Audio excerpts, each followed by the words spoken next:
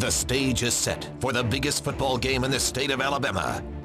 The Crimson Tide shows up as the undefeated SEC West champions. The Auburn Tigers travel to Bryant-Denny Stadium with a record of 8-3, but none of that matters when it comes down to this one game.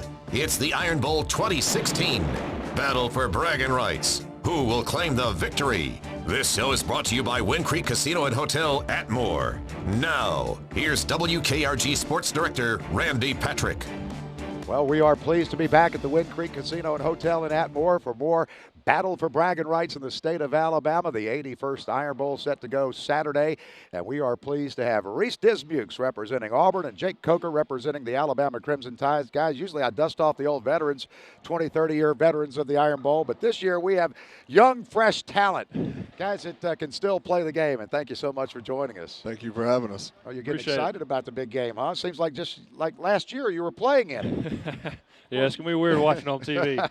And, of course, you were. Let's start with you, Jake, to tell folks about what it was like to lead the national champion Crimson Tide last year into battle in the Iron Bowl and, of course, many games past then to win that national title. Yeah, I mean, it was definitely a dream of mine, being from Alabama and, being an Alabama fan growing up.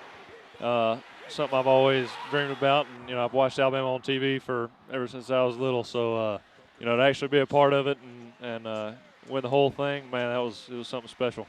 And you started your career at Florida State, won a national championship ring there as a part of that program, and then got the second ring at Alabama. Pretty good hardware, huh? Yeah, it wasn't too bad. 3 years at Florida State, won that national championship, but, I actually got to play a little bit for Alabama, so that one means a little bit more to me. But, it's still a special thing to, I share with those guys at Florida State, and I got a good relationship with those guys, and, something I wouldn't trade for anything. And you can tell Jake's a young man because he's not showing off his rings tonight. You, unfortunately, came up short in getting a ring against that Florida State team out in the Rose Bowl a few years back, huh? Yeah, I got an SEC championship ring, but I don't got a national championship ring. Well, Reese, I'll tell you, the Auburn Tigers have had some great success here in the last 10 years, and you're one of the reasons why. And you guys had that inside the tackle running game going so well when you were there. Yeah, I mean, that was big when I was there with Coach Malzahn's system. We run the, play action, two-back play, run, play, pass. And, the whole time I was there, that was always our goal, to run the football. And, they've gotten back to it this year, and we're going to see what they can do. Oh, rivals. We saw that Jake was a St. Paul's grad. You're a Spanish Fort guy, and you guys used to hook up in those Class 5A battles where the Toros were taking on the Saints. Remington Trophy winner, the best center in college football in 2014, a consensus All-American. Probably our most two decorated guys we've had on the Battle for Bragging Rights show. Yeah, I don't know how all that happened. I guess something had to fall my way.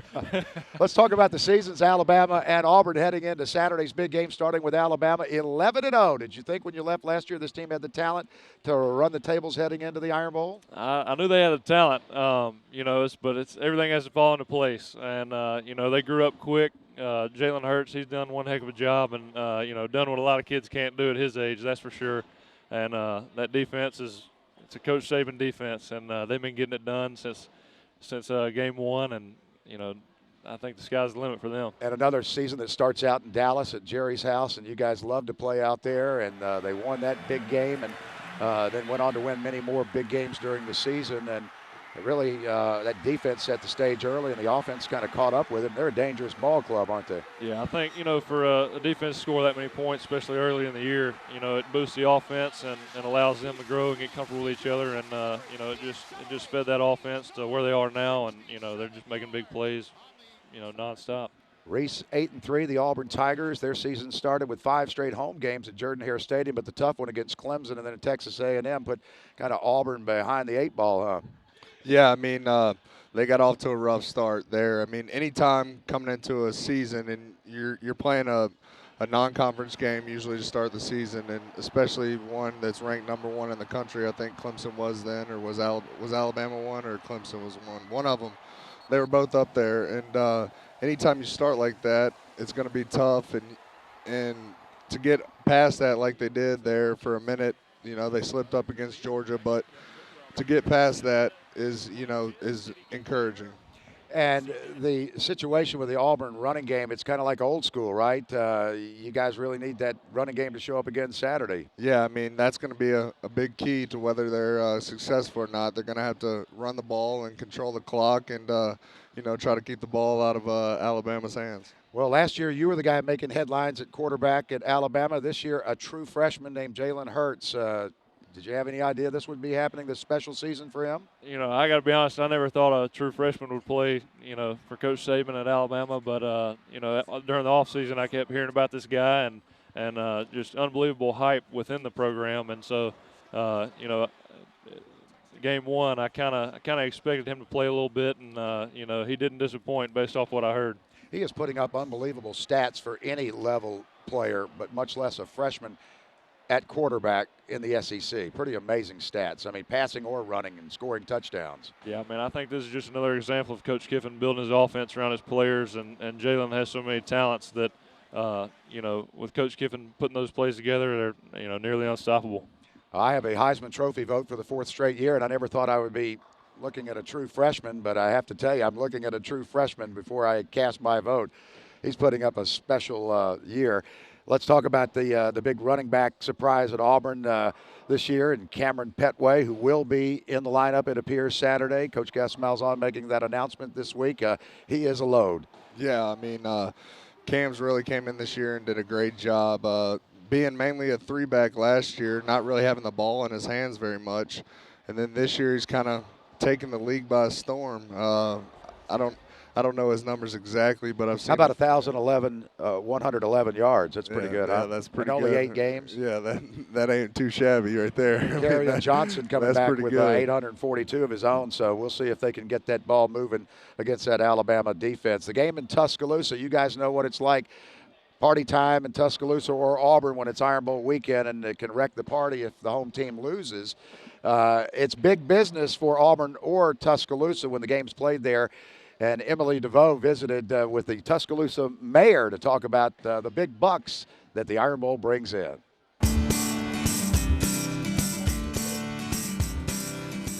The city of Tuscaloosa on Iron Bowl Saturday grows from the 5th largest to the most populated city in Alabama. We've become Alabama's largest city in a matter of hours. Mayor Maddox expects this weekend's Iron Bowl will bring in more than $18 million. From that, the city is going to see a considerable amount of taxes that we'll be able to invest back into our schools, into our public safety, and into our infrastructure. You see up top, we got some more Boston butts. A lot of that $18 million will be steaming in local businesses like Full Moon Barbecue. That's Old Hickory Smoke coming up right now. That's already gearing up for a busy day of catering. I can tell you it's a lot of Boston butts, hundreds and hundreds of pounds. And, barbecue and an Iron Ball go hand in hand. You've got beat Auburn. A few streets over, Dan Jones at Bama Stuff expects Saturday to be their busiest all year. This year, the Iron Bowl will be the biggest game that we'll have this year. Normally, if I could have a choice, I'd take LSU here every year. That's our biggest game every other year. Auburn game will be the biggest game this year. Hosting the Iron Bowl is something Tuscaloosa doesn't take lightly. We take that responsibility of hosting the biggest game, not only in the state, but arguably in the nation, very seriously. Whether you're an Alabama fan or an Auburn fan, we want to make sure you have a safe and enjoyable experience. And when you think about Tuscaloosa, Alabama, you will know that you've come to one of the best cities in our nation. So whether you say Roll Tide or War Eagle, Tuscaloosa is ready for you in the Iron Bowl. Emily DeVoe, News 5. Oh, yeah, it's part of the recruiting process, a little tailgating. What's your favorite food, ribs on game day or hamburgers? Or That ain't too bad, but pretty much anything will do on game day. And I guess a big old offensive center like you eat anything that they bring to the table, yeah, right? Anything, maybe some gumbo or jambalaya. There are so many connections to the Iron Bowl and so many levels. A lot of the high school coaches, you see so much success now in high school in the state of Alabama. Kenny King, for instance, who led Daphne to a great season his first year as head coach. He's a former Crimson Tide star on defense and played in the NFL. And Ronnie Cottrell, who coaches Mobile Christian, was a former assistant coach in 4 Iron Bowls and I think 9 Florida State games. And we got their opinions on Iron Bowls, past and present. And let's hear from Kenny King and Ronnie Cottrell. Growing up here in Daphne, all you hear about is, you know, are you an Alabama fan or you're an Auburn fan? And, you know, just the history, the tradition from all the games.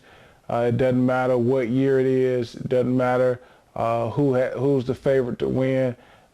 It's always some great games, and it's that game to watch at the end of the season to see who will you know, win.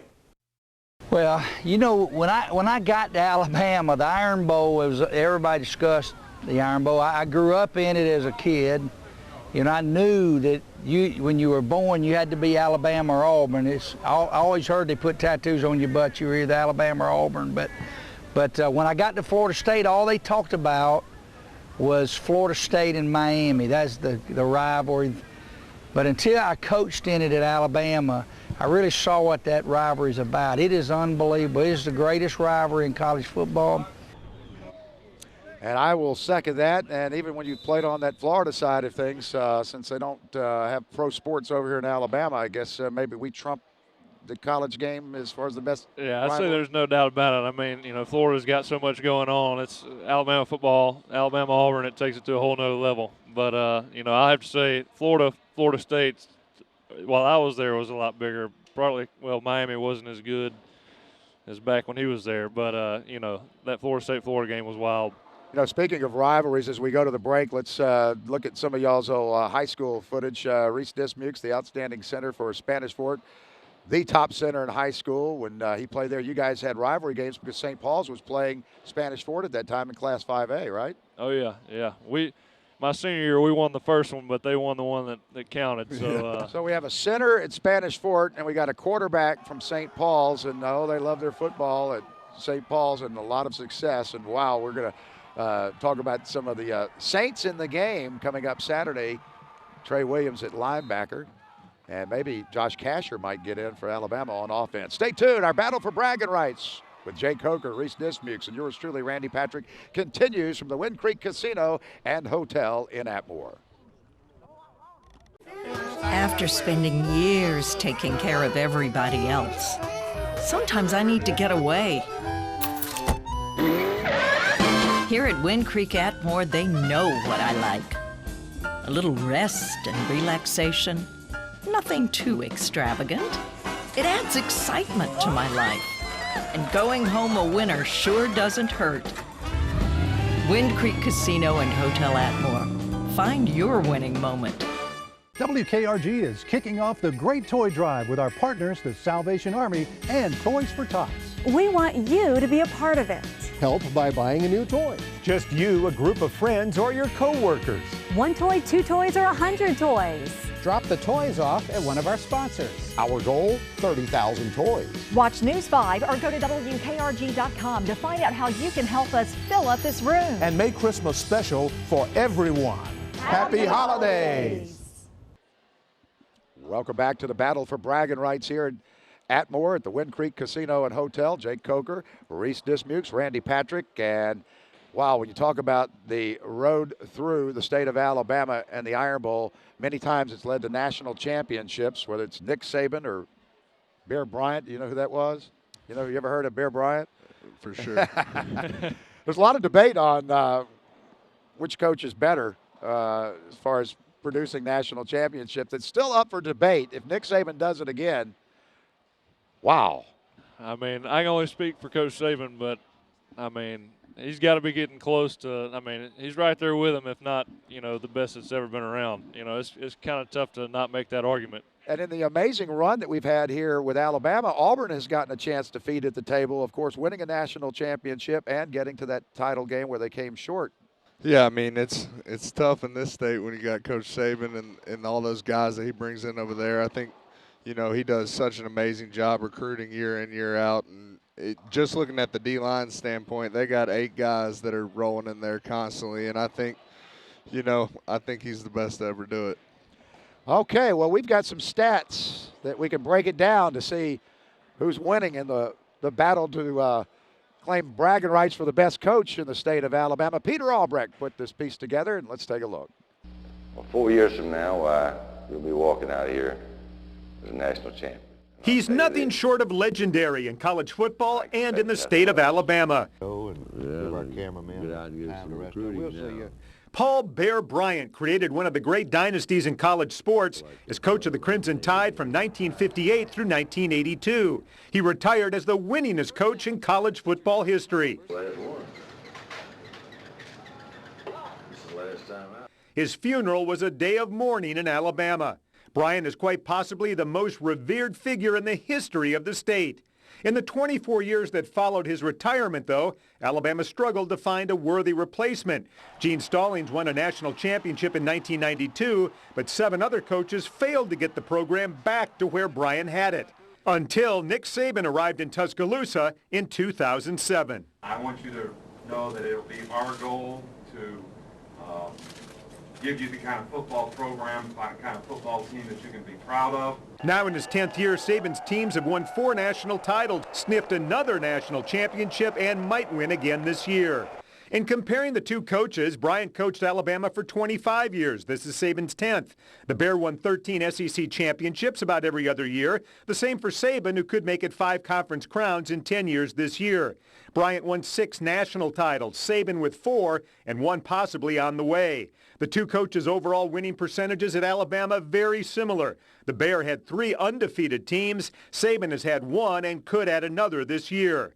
The experts argue that it's harder to win and sustain winning now than in Bryant's day. There are scholarship limitations. There are 8 conference games instead of 6, plus a conference championship game. A national championship team now will play 15 games, not the 11 it took in Bryant's day. So who has been the greatest coach in Alabama history? We conducted a statewide poll. Only people who identified themselves as Alabama fans got the question. 54% identified Nick Saban as the better coach. 46% said it was Paul Bear Bryant. Who could have imagined such a thing in 2007 when Nick Saban came to Tuscaloosa, that in less than a decade he would surpass, in the minds of Alabama fans, the great Bear Bryant. Another national title this year would only solidify Saban's position as the greatest coach in Alabama history. And here are more results of our poll conducted by Strategy Research over the weekend statewide. Who are you for? 62% say they cheer for Alabama, 30% for Auburn, 8% say they root for neither school. As for who will win on Saturday, 81% say the Tide, 58% predicting by 14 points or more. 23% by less than 14 points. 15% say Auburn wins by less than 2 touchdowns, and 4% picking a real shocker with Auburn winning by more than 2 touchdowns. Breaking it down by fan base, 98% of Bama fans say their team will win Saturday. Almost 3 out of 4 say it will be by 2 touchdowns or more. Only 2% of Bama fans think that Auburn will win. Auburn fans are remaining loyal to the blue and orange despite the odds. 53% say the Tigers will win Saturday. Most of those say by less than 14 points. Still, 47% of Auburn fans predict an Auburn loss in the Iron Bowl, and 26% of them say it will be a blowout with Bama winning by 14 points or more. Peter Albrecht, News 5. Wow, thanks, Pete. Pretty interesting stuff there, huh? Yeah, we don't have very loyal fans. They don't. I don't know.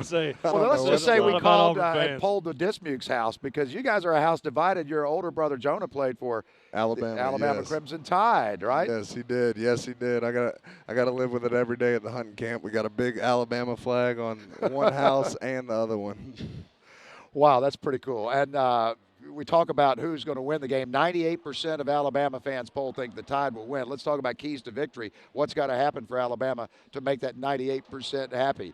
I mean, I think it's tough to beat Alabama whenever they win the turnover battle. And, that's the biggest thing. As long as they keep possession of the ball, keep the ball moving forward, I mean, I think it should be no problem. And, just maintaining, keep Auburn from making big plays. That's the key on defense. Do you think they hit harder in the Iron Bowl? Do you think the players play faster, quicker, harder, or is it? I don't know. I mean, I think it's everybody's fueled on adrenaline in that game the whole time. I mean, the motor's running full speed, that's for sure.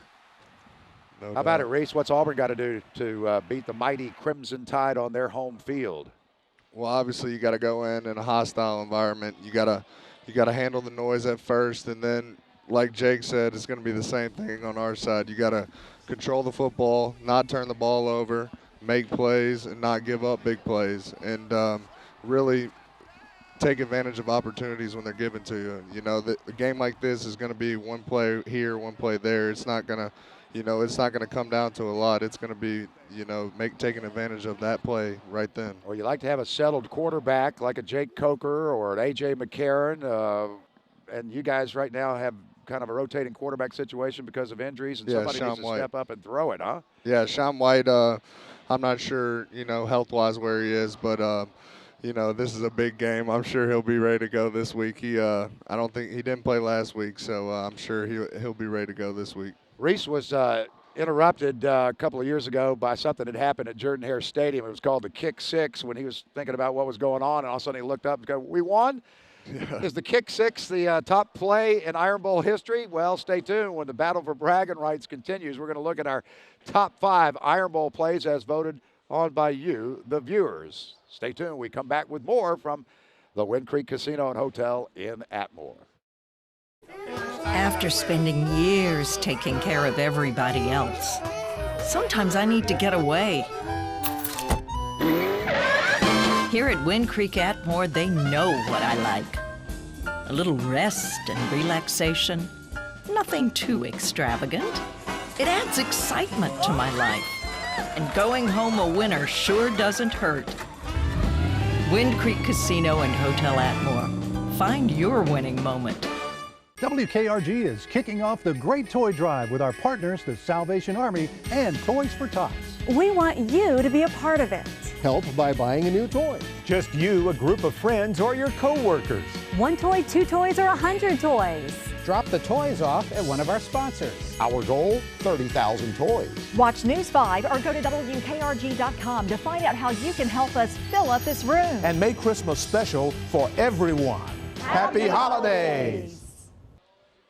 Welcome back to our Battle for Bragging Rights 2016. It's my pleasure to be welcomed this year by Jake Coker of the Alabama Crimson Tide and Reese Dismukes of Auburn Tiger fame. And I'll tell you what, when you start to talk about locals that have been involved in Iron Bowls past, we have a long list of names from Southwest Alabama, including you two guys. But let's talk about some of the guys that will be on the field, mainly on defense. Ryan Anderson, who is Wallace Gilberry's first cousin, has really made a name for himself on defense this year. He was already a talent. He credits Wallace's advice by helping him play so well this year. But and then we mentioned Josh Casher, who might play for Alabama, former St. Paul Saint. But few and far between, like some of the numbers we've seen in the past. But those are two key players, we hope.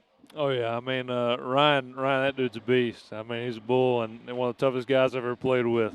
Definitely wouldn't want to fight him. He's, I mean, he's a winner, and he plays hard, and he plays for his team. And you know, Casher's the same way. I played with him in high school.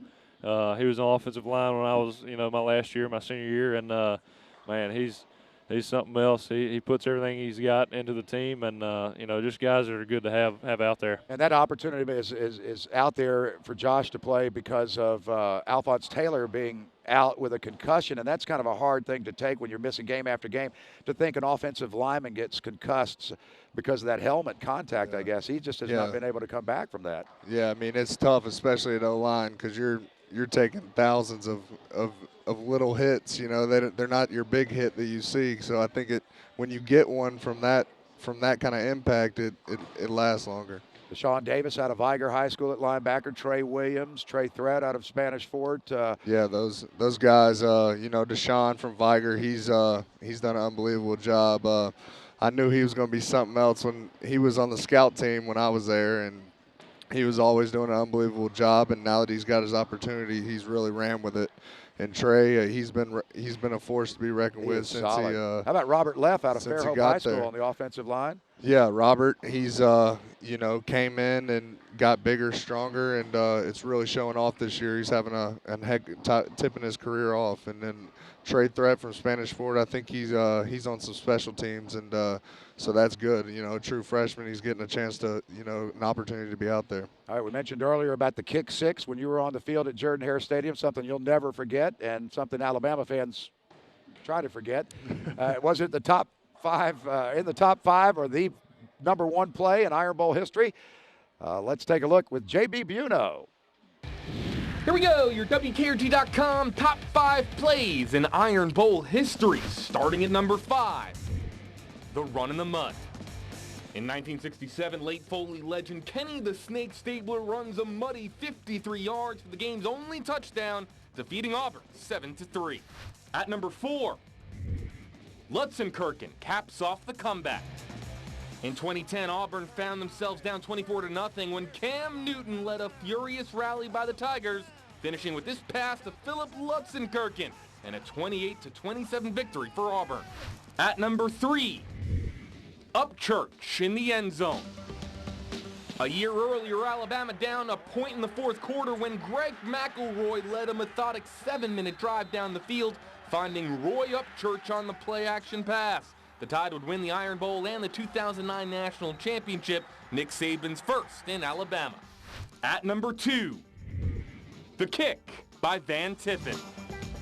In 1985's Iron Bowl, the Crimson Tide down a point would get within field goal range with 6 seconds remaining. Van Tiffen would drill a 52-yarder, his 4th of the game, and it's a storied walk-off win for Alabama. And the top play in Iron Bowl history, of course, it's the kick 6. In 2013, number 1 Alabama was a 53-yard field goal away from an Iron Bowl victory, but the short kick fell to Auburn's Chris Davis, who rewrote history, returning the missed kick for 109 yards and the score. The kick 6 is considered among the craziest finishes in college football history. With this top 5, I'm JB Buno. Wow. Does that send chills down your spine still? Yeah, it does. Well, you know, you talk about the guys that have contributed through the years in the Iron Bowl, and many times the Iron Bowl winner's gone on to win a national championship. And then to say you played in a national championship game, which you guys have, and to win one, you guys, you're a national championship quarterback from the Mobile area, and you joined the likes of what? A.J. McCarron, Greg McElroy, Jeff Rutledge, Steve Sloan, Jay Barker, Stedman Shealy, Joe Namath, Kenny Stabler. I mean, that's pretty heady stuff, huh? Yeah, I mean, it's a crazy feeling that, you know, think about being in the same, you know, conversation as Kenny Stabler, and, man, it's something I've always dreamed of, you know, so I've grown up watching them, and it's just something that's real special to me. I always remember. And in that clip we just saw with Florida State beating Auburn, you were on the field on crutches, and you were contributing out there in a big way, trying to bring home a national title. Yeah, we. You guys played the All-Star game together, Alabama, Mississippi. You just can't seem to get away from each other. We go way back. You know, it's always good when you got someone from the same place you're from, and you're getting to watch them succeed, and it's always nice to see a familiar face. All right, we're going to see the game live on TV Saturday afternoon right here on News 5 at 2:30. CBS has the game, and it should be a good one. And Alabama, of course, will be on CBS back-to-back as they will play the Florida Gators for the SEC Championship a week from Saturday. But first things first, it's 16th-ranked Auburn versus top-ranked Alabama. Thanks, guys. And I'm not even going to ask you to make a prediction because I don't want to put you on the line. If you want to throw one out there and say a Roll Tide or a War Eagle, go for it. Roll Tide. All right, thanks for joining us, and enjoy the big game on Saturday. Thanks for watching this edition of Battle for Bragging Rights.